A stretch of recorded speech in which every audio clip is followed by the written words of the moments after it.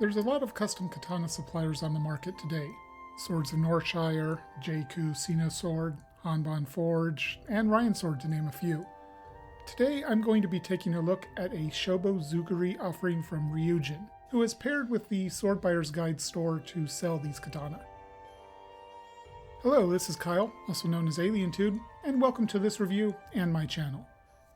If you haven't already, please consider subscribing and hitting the notification bell, and of course the like button. I appreciate your support, it really helps the channel grow. And before getting into this review, I want to lead with a short disclaimer. I'm very much a novice when it comes to katana and Japanese weaponry in general. In addition, I apologize if I mispronounce any Japanese words. So with that out of the way, let's talk Ryujin. Their swords are generally available from the Sword Buyer's Guide store and usually ship out of a warehouse near Los Angeles. I believe their business model for custom katana is to stock a small variety of parts, such as Tsuba, Manuki, and Kashira, as well as blades and saya in that warehouse. Then when an order comes in, they put everything together and ship it out. This is in contrast to most of the other custom katana suppliers, who have a much larger catalog of parts, but usually a several-month turnaround to go with them. With Ryujin, you take the downside of having less choices in your customization, but you can usually get a katana within 2 weeks. As for this specific sword, it's a Shobu Zukuri style, which as I understand katana terminology, means there is no yakote at the kisaki, creating a more leaf-like shape. This one also seems to have an unakubi geometry, meaning the spine, or mune, narrows dramatically about 1/3 to 1/2 of the way up the blade.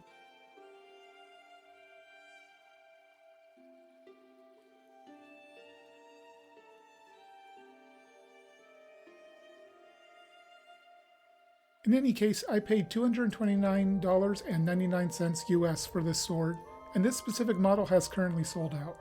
I believe there has been a price increase of $20 since I bought it. I attempted to disassemble this katana, but after removing the mikugi, 30 minutes of percussive maintenance produced no results. Either the Tsuka is perfectly fitted to the Nakago with an amazing friction fit, or they used epoxy to hold it all together. In either case, I think I can safely say that it's securely put together, and I don't have any qualms about putting it to use. Looking at the fittings, let's start with the Kashira. It's a Higo-style rounded Kashira made of iron, with what looks like a yin-yang symbol on it. I like the textured surface, and overall it's an attractive piece. There's a small ledge between it and the Ito, but I didn't notice it in use. It's securely attached and there's absolutely no wiggle at all. The Tsuka has a little dimension to the shape. It starts out thicker near the Tsuba and tapers slightly. It's a fine shape that works well for indexing the blade. The cotton Ito wrap on it is tight, and although the diamonds are uneven, the wrap does alternate as it should. The Ito knot at the Kashira is pretty large and sloppy, at least compared to my Huawei. To illustrate, here's a shot of the Ryujin, my Huawei, and also my Swords of Northshire for comparison. The samegawa underneath the Ito is clearly real, but it's also obviously panels that aren't inlaid into the wood of the Tsuka. You can see bits of wood peeking out in multiple places on the Tsuka, which is a sign of sloppy finish work, not particularly uncommon on a budget katana. The samegawa itself has no emperor nodes, as you would expect at this price point, but there are some small variations in the nodule size, which give some depth to the look. The Fuchi is iron and has a geometric design on it that complements the Kashira. It's securely attached, and while there are slight ledges on both sides where it meets the Ito, I again didn't notice them when in use.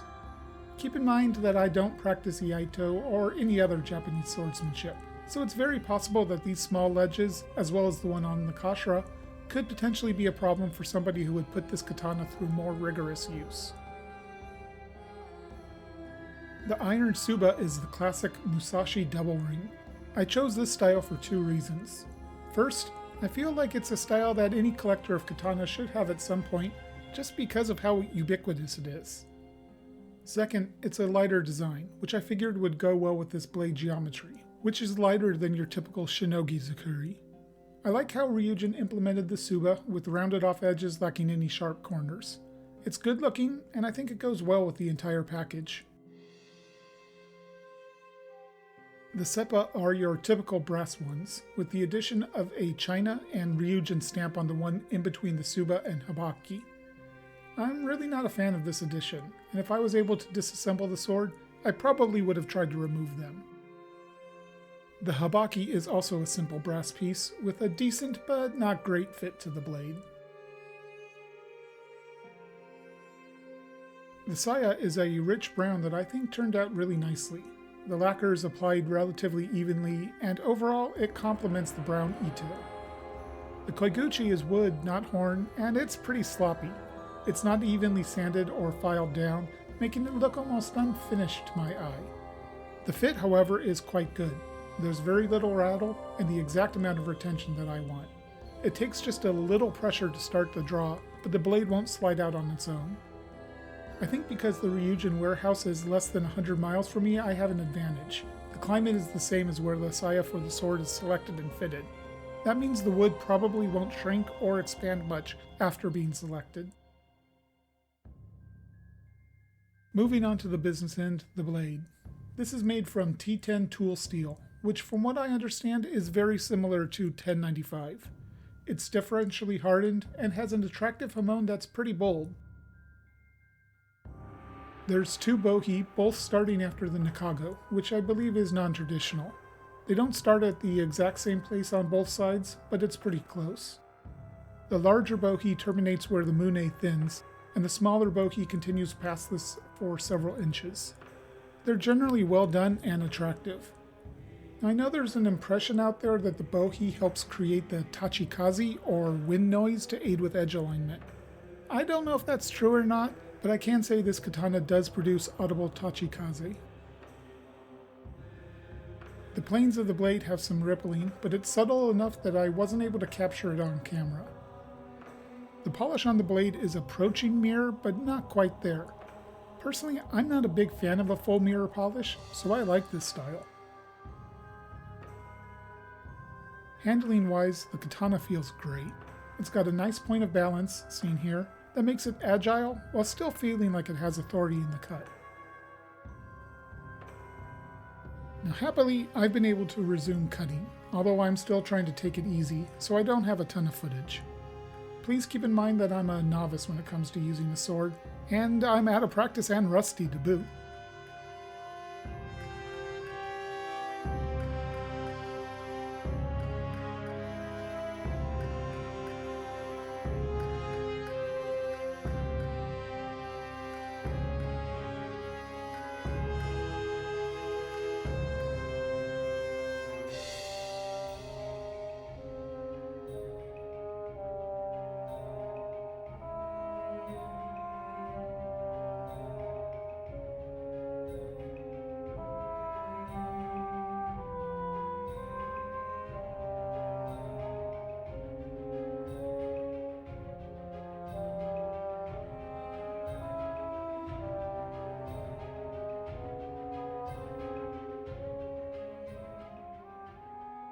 So overall that went probably a little better than I expected considering how out of practice I am. Just wanted to show you some of the after effects of cutting even water bottles and pool noodles. I don't know if you're going to make that out, but there's definitely some scratches and scuffs on there, even on such soft, easy targets. If you want to maintain perfect blade, you do not want to use it. I don't think these are much of a big deal. They just show some use. So now it's time to talk bottom line. Is this katana worth the price? Well, kind of. I think the fit and finish is decidedly lacking compared to a Huawei, but they're struggling to meet demand right now, and order turnaround is rumored to be around 8 months now, or even more. The ability to order a katana from Ryujin and get it within a few weeks is decidedly attractive, and it's not like this is a bad sword. It's perfectly cromulent for the price range it's in, so yes, I do think it's worth the price. If you can stomach the weight and lack of communication, however, I would definitely go with a Huawei over a Ryujin.